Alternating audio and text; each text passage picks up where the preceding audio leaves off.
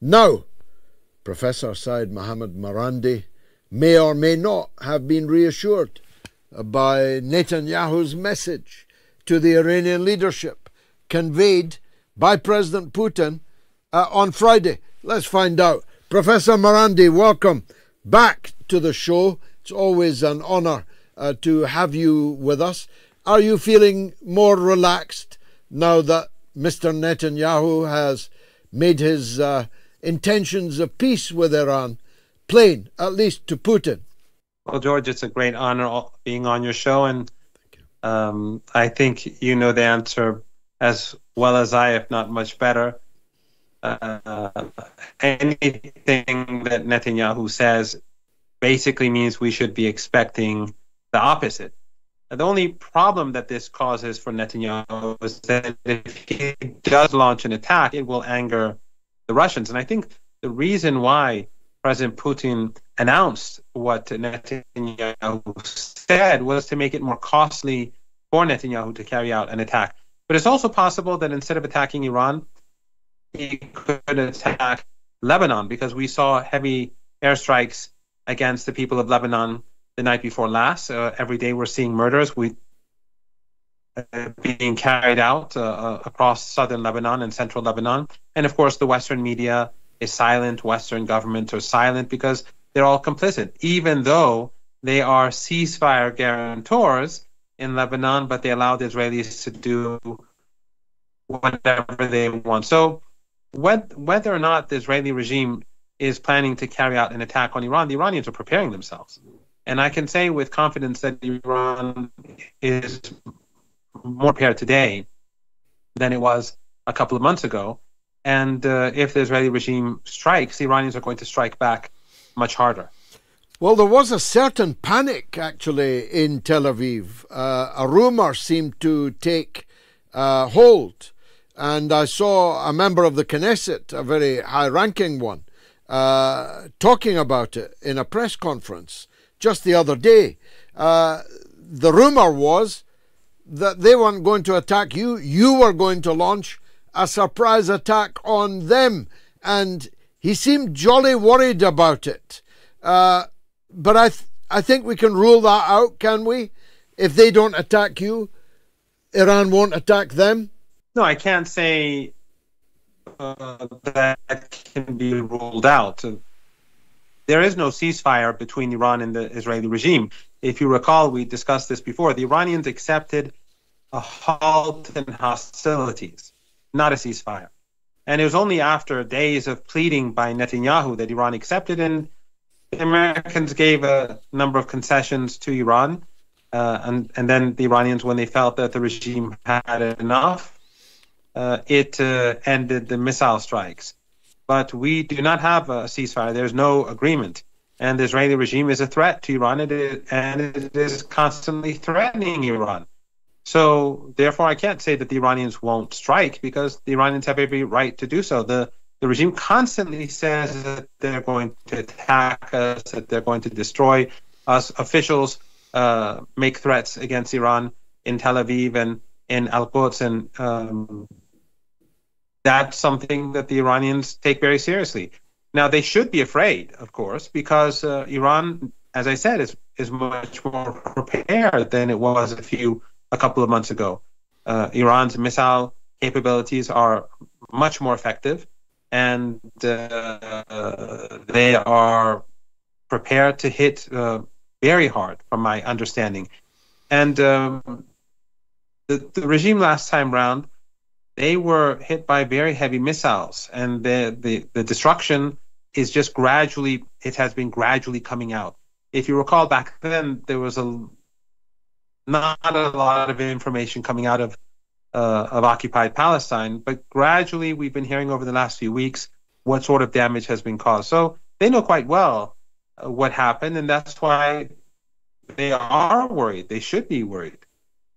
How are Iran's you used to be the professor of American studies, so I know it's in your purview, in your area of expertise. How are relations between Trump and Iran right at this moment? Because I saw a story today that Trump wants peace with you.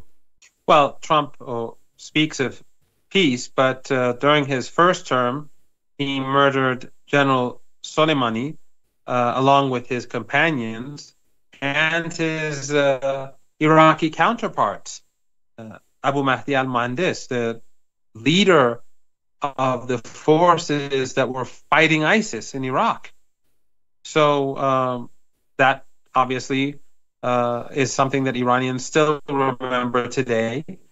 And then more recently, the Trump regime carried out airstrikes on the Iranian civilian nuclear program. So no one believes anything that Trump says, especially since the Israeli assault on Iran was carried out as Iran was negotiating with the United States. So relations are as poor as they can get, and the Iranians are not planning to negotiate with the United States. The Iranians are not planning to negotiate with the E3 anymore. The E3 has become irrelevant for Iran because they've isolated themselves from Russia. They've burnt their bridges with China, and now after they've left the JCPOA, there's really no reason for the Iranians to deal with them. They are of no great importance anymore to Iran. So they've burnt their bridges with Tehran too. But as long as the United States behaves as it does, I do not think that there will be any negotiations. And Iran is, as we speak, building up its relationships with countries across the global majority or the global south.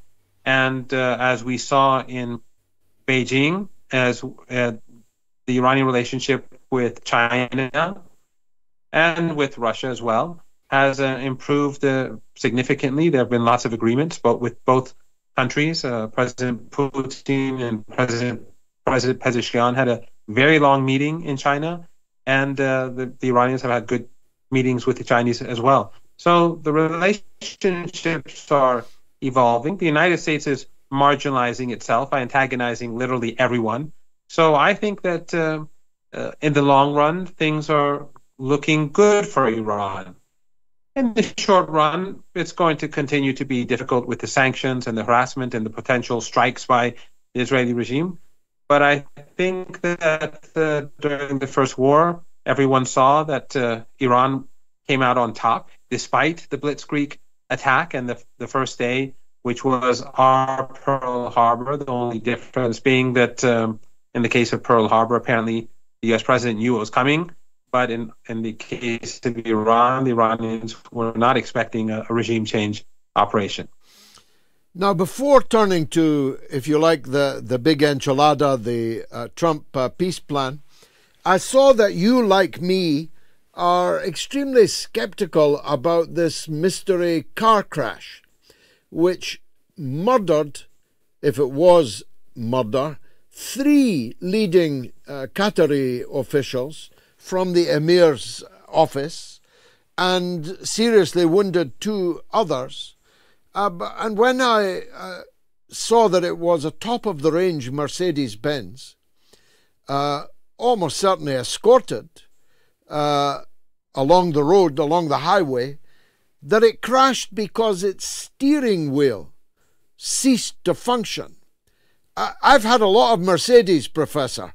I've never heard of such a thing, so I automatically went into suspicious mode. And I see that you did too. What's your current thinking on that? Well, I believe that this was an accident just as much as I believe that Charlie Kirk was murdered by a lone shooter.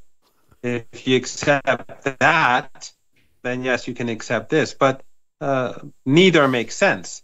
The story that the FBI put forward about Charlie Kirk does not make sense. And Candace Owens, among others, has shown great, enormous flaws in the narrative. It just simply can't be true. And in this case, it doesn't make sense either. You know better than I that high-ranking diplomats are taken care of. They have. It's not only the automobiles. I mean, I simply cannot believe that a Mercedes-Benz it would have that sort of problem. But also, the driver would never be driving like some sort of madman. He's driving senior diplomats. In fact, one of the three who was killed is a member of the royal family. Yeah. So they were definitely being very careful to make sure that nothing happens to them. So either the Israeli regime, in my opinion, they carried out the murder, or the Egyptians did. But because the relationship between Egypt and Qatar is not good, it continues to be poor. After the Egyptians and the Saudis and the Emiratis and the Bahraini regime, these four regimes ganged up against Qatar and tried to overthrow the government, and Iran helped Qatar. And despite all that, the Qataris afterwards continued to betray Iran. But in any case, I digress. The relationship still is not good. However, I still think that if I was a betting man, which I'm not, I would say that the finger should be pointed towards Tel Aviv. In the Kirk affair also, let's turn to what they were headed for Sharm el-Sheikh for. I see that Aliyev is there, for example. So it's not just an Arab affair. It's an Arab and Muslim affair. Trump invited Iran. I presume that was given a raspberry. What's the current thinking in Tehran about the likelihood of this deal actually bringing, if not peace, at least the absence of war? Well, Aliyev is an ally of the Israeli regime, just like almost all those people who will be gathering. And we saw the images of the Qatari senior officials and Turkish senior officials hugging senior Israeli regime officials. And that, I think, was quite outrageous. It was really sickening to watch, even though I've always seen and knew how Qatar and Turkey, the regime, how they've had close relations with the Israeli regime. In fact, I was in Doha once at the invitation of Al Jazeera many years ago when Perez arrived for an interview with Al Jazeera. Of course, he is also, by the way, he is one of those who's received the Nobel Peace Prize. Yeah. So Qatar, they've always. I'm always disappointed with these regimes, but now I just don't care. But the images that we saw a couple of days ago were just simply disgusting. This is not going to succeed, in my opinion. The first phase will see prisoners swapped, and I'm sure you've noticed that Western media doesn't say anything or says very little about all those Palestinians who are in jail. The focus is on those Israeli soldiers who were mostly soldiers who were arrested and captured by the Palestinians. But in any case, we'll see the prisoner swap most likely. But phase two of this deal is not going to work. The Hamas is not going to give up its weapons because it knows what's going to happen immediately afterwards. They'll be massacred. Palestinian Islamic Jihad will not give up its weapons. It knows that what will happen is that they will be wiped out immediately by the Israeli regime, and none of these leaders who are going to Egypt are going to do anything about it. Just as when Qatar was bombed by the Israeli regime with U.S. consent, no doubt, all these leaders did was that they signed a piece of paper saying that what the Israeli regime did was not nice. Nothing more. So this is going to be a dead end. At the end of the day, most probably what we're going to see is a renewal of the fighting. It may take some time, but I think that we all have to be prepared for more dark days. And that's why our activism must continue. That's why everyone has to remain active.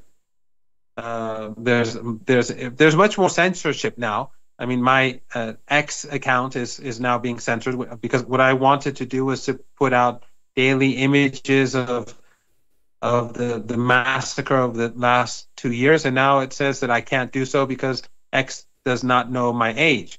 So obviously something is happening with X as with TikTok. Apparently, I look very young, but everyone has to be as active as possible. We all have to keep the pressure on the Israeli regime. We have to keep, the globe has woken up.